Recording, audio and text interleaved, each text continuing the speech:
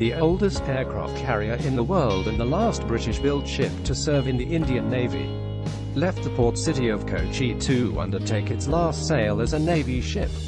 Having undergone a refit in Kochi, INS Viraat is now en route to Mumbai, where it will be decommissioned at the Navy Yard. INS Viraat is expected to be decommissioned later this year after spending 57 years in service. First in the British and later in the Indian Navy.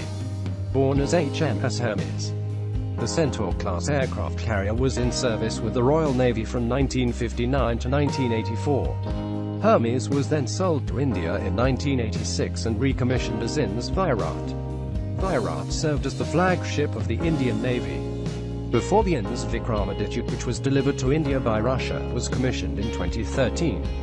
After it is decommissioned, INS Viraat will be handed over to the Andhra Pradesh government, which intends to berth the carrier in Vizag and use it to promote tourism.